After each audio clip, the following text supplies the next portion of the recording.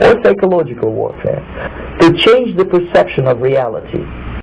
We have found out from our time in the services that there are certain people in the press who work as agents of influence of the intelligence services. In Britain, it's very easy to reward people with privileges, with contracts, with honours, with appointments to the House of Lords, with knighthoods and so on. But then money has to change hands, but those people know very clearly that they have a job to put out propaganda on behalf of the services.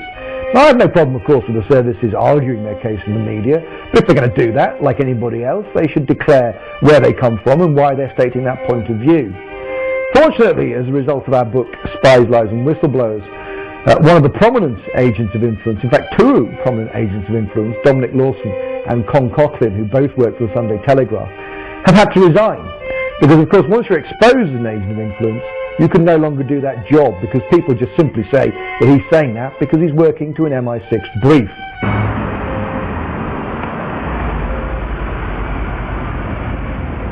When Congress informed Bush that secret arrest, secret detention, and torture was illegal, he simply had his Attorney General, Alberto Gonzales, issuing a policy paper claiming that it was lawful. Known as the infamous torture memos, Gonzales said that they would simply stop calling it torture and call it pressure, and that if someone died in custody from torture, that was acceptable.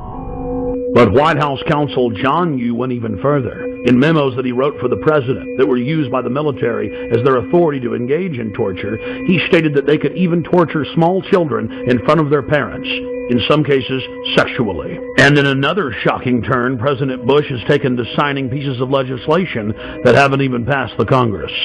President Bush was also caught engaging in warrantless searches using the National Security Agency to spy on the American people. Bush claimed that he had executive authority to ignore any federal law he wished. The 1878 Posse Comitatus law bars the military from engaging in law enforcement activities against the American people. Bush was caught using the Defense Intelligence Agency, a branch of the Pentagon, to spy on peaceful anti-war activists. He again claimed that he was above the law. Bush then claimed that the Constitution gave him the right to spy on the American people. Of course, the Constitution and Bill of Rights says the exact opposite. In the midst of the scandal, the retiring head of the National Security Agency went before the National Press Club and informed everyone that there was no need of a warrant in America. He chastised a reporter who claimed that you needed probable cause to search someone. He said all that was needed was that it be, quote, reasonable, and the government would decide what was reasonable. My understanding is that the Fourth Amendment of the Constitution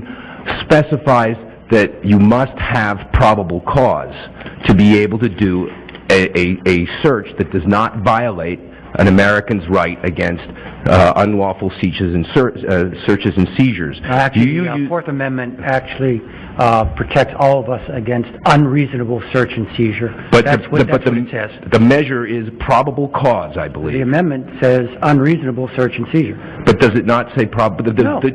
The court standard, the legal standard, search and seizure. The legal standard is probable cause. General, you used the terms just a few minutes ago, we reasonably believe.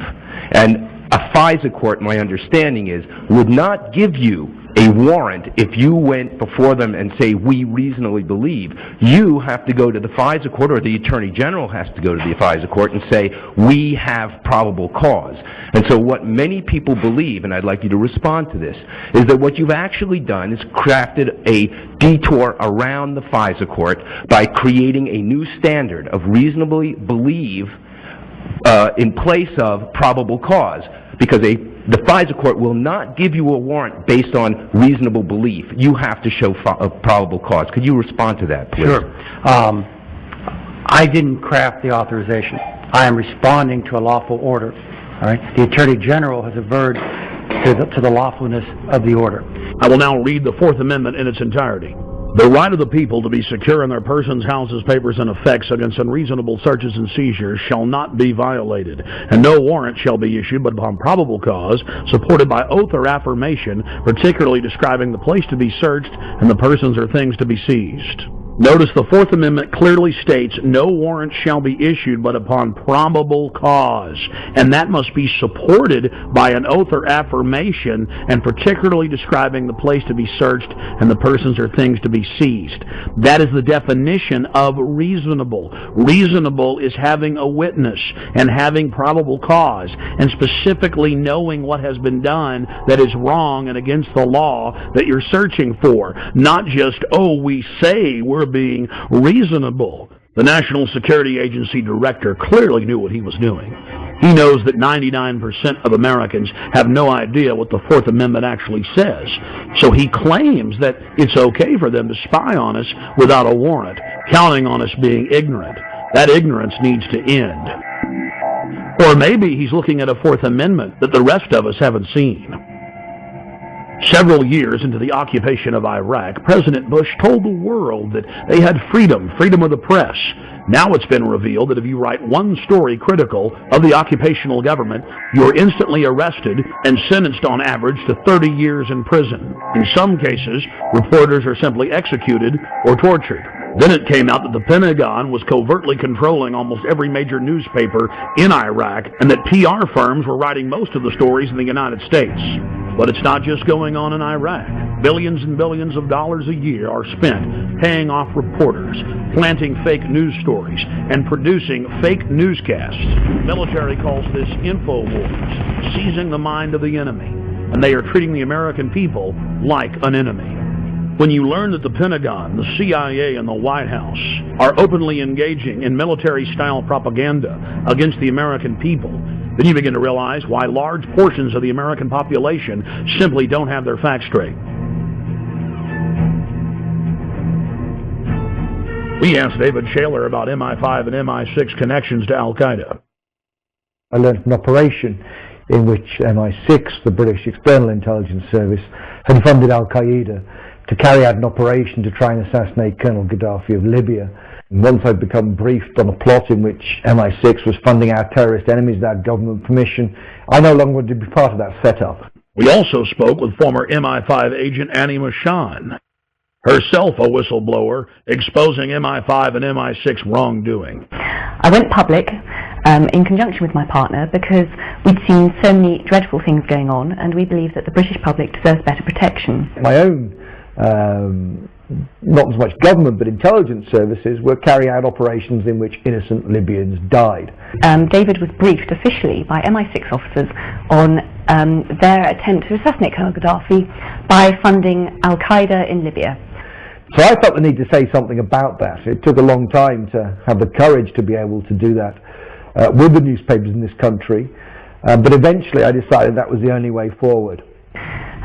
We had to leave our friends and family, we had to leave our jobs, our home, everything in London with 3 days' notice because the newspapers suddenly decided to kick into action. I lived in exile for 3 years. In fact, when I actually tried to use a legal route to alert the British government about MI6 funding Al-Qaeda, I was the one thrown in prison. We then tried to negotiate with the government. We tried to say, please take our evidence about the crimes we've seen. The government refused then, and to this day, 8 years on, they are still refusing to take David's evidence and my evidence about crimes committed by our intelligence agencies. We have sources have told the press, sources in America from the State Department and the CIA have confirmed that payments were made to a group in Libya that was associated with Osama bin Laden. A document actually appeared on the internet which predates the attack and describes exactly the modus operandi, the way of carrying out the attack, the timing of the attack, the people involved, the Islamic extremists and so on, that I described when I went on the record. As a result of the attacks on 7/7, the British people seem much more complacent and will allow the state to infringe their liberties in a way that they wouldn't allow them to do otherwise. While in London, I learned that Parliament had just passed a law that would ban any type of free speech within several miles around the British Parliament building. Blair's approval ratings go up when there is an event. Bush's approval ratings go up when there is an event. What, quote, Muslim extremists in their right mind would carry out an operation that would empower the New World Order global empire whose epicenter is London and New York and D.C.? Why would anybody put up with it. My friends, never give up your liberty. Stand up against tyranny. Learn the truth and find out who has the motive.